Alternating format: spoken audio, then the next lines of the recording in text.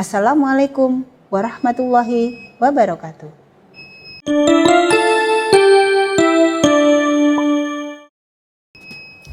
Halo anak-anak, bagaimana kabar kalian hari ini? Ibu harap kalian tetap sehat dan tetap semangat untuk belajar. Pada kesempatan kali ini kita akan belajar kelas 2, tema 1, subtema 3, pembelajaran 1, 2, dan 3. Langsung saja pada pembelajaran yang pertama.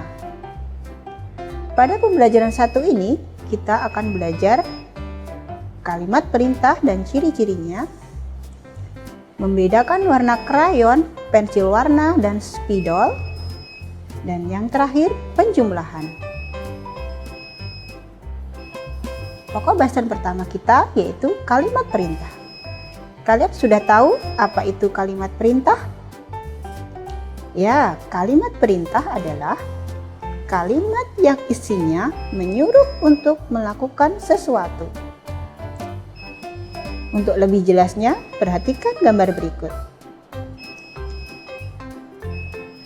Ini adalah percakapan antara Udin dan Ibu. Pada percakapan ini terdapat beberapa kalimat perintah. Yang pertama adalah, bagilah bekalmu dengan teman-teman ya Din. Kalimat yang kedua adalah, bawalah tempat bekalmu kembali ya. Dari kedua kalimat tersebut, kita dapat melihat apa dari ciri-ciri kalimat perintah. Adapun ciri-cirinya adalah, yang pertama, pada kalimat perintah di akhir pasti ada tanda seru. Dengan ciri yang kedua, pada kata perintah terdapat kata lah. Dalam contoh di situ ada bagilah dan bawalah. Kata lah berarti menandakan bahwasanya ini adalah kalimat perintah. Untuk lebih jelasnya, perhatikan contoh soal berikut. Kalian sudah bisa membayangkan apa kira-kira isi dari pertanyaan-pertanyaan ini? Yang pertama, titik-titik ke kelas setelah berbunyi. Kata perintahnya adalah masuklah. Masuklah ke kelas setelah bel berbunyi. Kalimat yang kedua isinya yaitu jagalah kebersihan kelas. Sedangkan soal yang ketiga adalah tutuplah pintu setelah masuk ke dalam ruangan. Soal yang keempat adalah tatalah buku-buku di rak agar terlihat rapi. Dan yang terakhir, buanglah sampah pada tempatnya. Dari contoh-contoh ini kita bisa melihat ciri dari kalimat perintah tersebut. Pada kata perintah terdapat kata lah dan di akhir kalimat terdapat tanda seru. Selanjutnya kita akan belajar tentang karya dua dimensi. Karya dua dimensi adalah karya yang hanya mempunyai dua sisi saja, yaitu sisi panjang dan lebar. Contohnya gambar atau lukisan. Perhatikan gambar berikut. Dari gambar ini mempunyai warna yang berbeda. Gambar yang pertama menggunakan pensil warna, gambar yang kedua menggunakan krayon, sedangkan gambar yang ketiga menggunakan spidol. Dari ketiga hasil gambar tersebut mempunyai perbedaan yang sangat mencolok, yaitu dari pensil warna terlihat hasil goresannya halus, warna yang dihasilkan kurang tebal dan hasilnya menembus kertas. tidak mudah kotor tetapi mudah merusak kertas. Untuk menghasilkan warna arsiran harus berulang-ulang dan cukup mudah dihapus. Sedangkan hasil gambar yang dihasilkan oleh krayon adalah warna yang dihasilkan tebal, kertas mudah kotor, cukup susah dihapus, hasil goresannya kasar, dan perlu berulang-ulang untuk mendapatkan hasil warna yang merata. Dan terakhir, hasil dari spidol adalah hasil goresannya halus, warna yang dihasilkan tajam, tidak mudah kotor, mudah merusak, sangat susah untuk dihapus. Dari ketiga lukisan tadi atau gambar tadi mempunyai perbedaan warna yang berbeda. Selanjutnya, kita akan belajar tentang penjumlahan. Yang pertama, kita menggunakan cara panjang. Ingat, menggunakan cara panjang, kita harus memisahkan angka sesuai dengan nilai tempatnya. Ratusan, puluhan, dan satuannya. Sebagai contoh, 125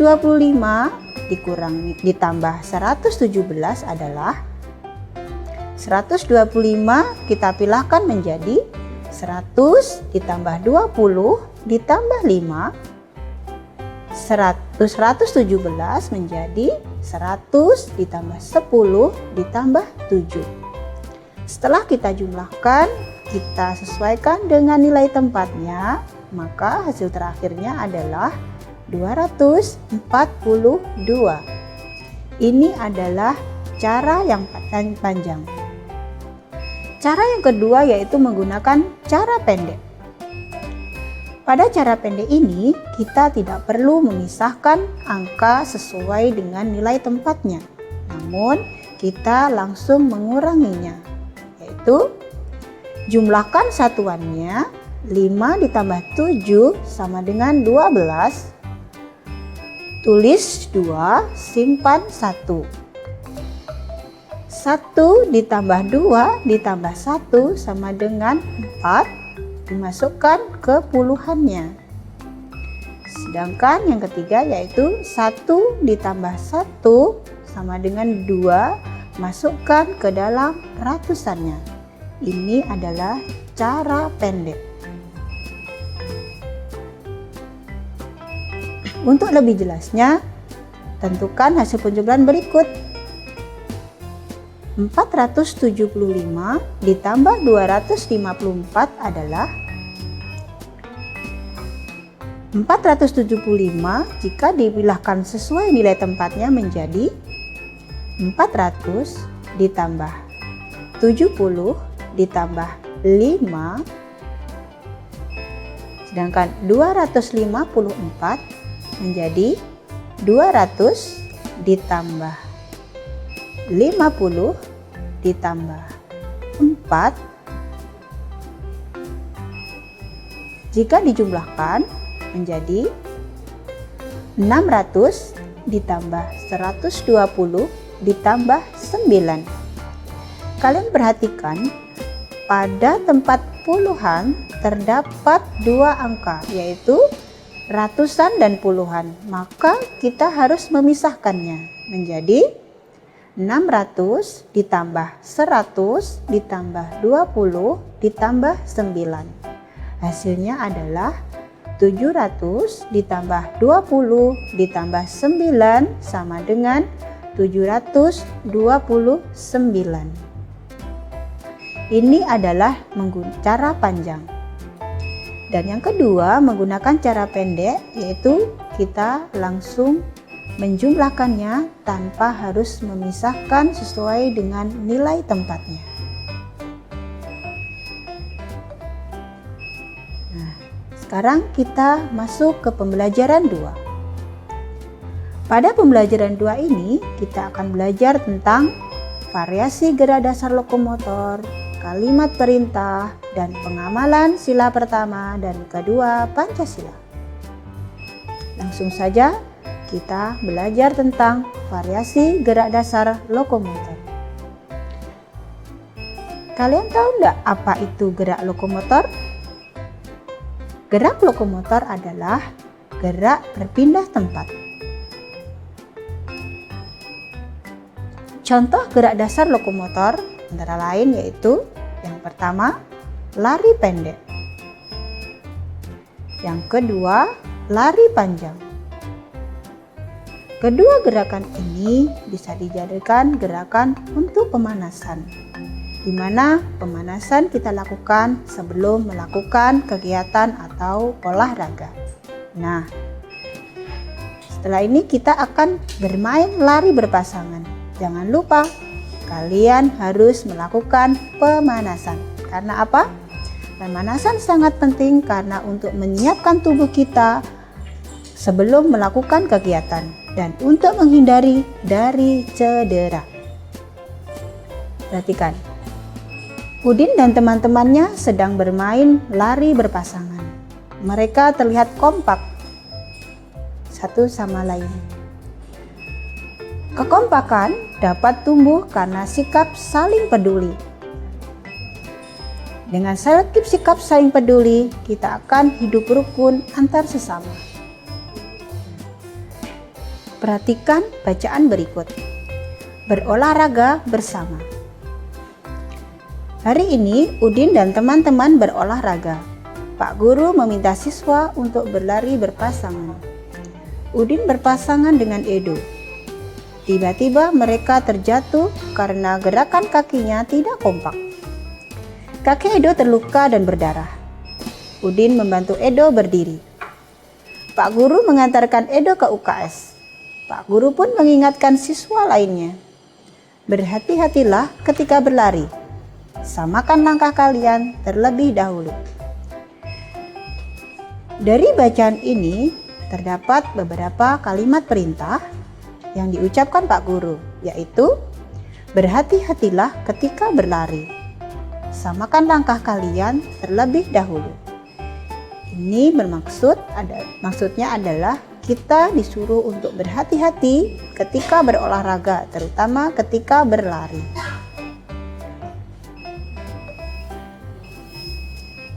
Selanjutnya, kita akan belajar tentang pengamalan sila ke-1 dan ke-2 Pancasila. Perhatikan gambar berikut. Gambar ini menceritakan tentang Siti bersama temannya sedang berdoa sebelum dan setelah belajar. Hal ini adalah cerminan atau pengamalan sila pertama dari Pancasila. Gambar yang kedua adalah pengamalan sila kedua di mana Udin dan Edo berbagi bekal bersama ketika istirahat. Dari kedua contoh pengamalan sila ini sangat penting untuk kalian ketahui bahwasanya ini dapat menimbulkan atau meminta kita untuk selalu hidup rukun bersama di sekolah ataupun dimanapun kita berada. Selanjutnya masuk ke pembelajaran ketiga. Pada pembelajaran 3 ini kita akan membahas tentang 1. Manfaat kebersamaan, yang kedua kalimat perintah, yang ketiga pengurangan, dan yang terakhir tentang karya imajinatif. Langsung saja kita ke manfaat kebersamaan. Perhatikan gambar berikut. Siti dan teman-temannya sedang bergotong royong membersihkan kelas. Mereka mengerjakan sesuai dengan tugas masing-masing.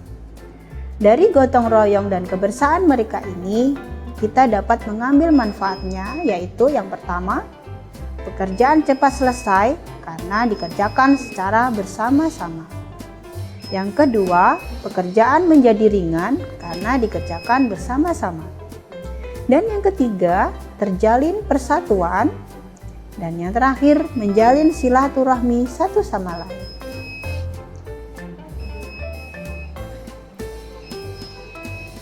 Bahasan berikutnya tentang kalimat perintah. Di pembelajaran sebelumnya sudah Bu Guru jelaskan tentang kalimat perintah. Sekarang kita lihat percakapan antara Udin, Siti, dan Edo. Pada percakapan ini juga terdapat kalimat perintah, yaitu teman-teman, bersihkanlah kelas sesuai pembagian tugas.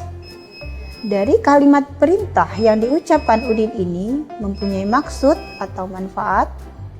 Maknanya yaitu bahwa Udin menyuruh temannya untuk melakukan tugasnya sesuai dengan tugas masing-masing, yaitu membersihkan kelas sesuai dengan yang dimusyawarahkan bersama. Selanjutnya yaitu kita belajar tentang pengurangan. Pada penjumlahan di pelajaran sebelumnya terdapat dua cara untuk melakukan penjumlahan. Dalam pengurangan ini kita juga menggunakan dua cara, yaitu cara panjang dan cara pendek.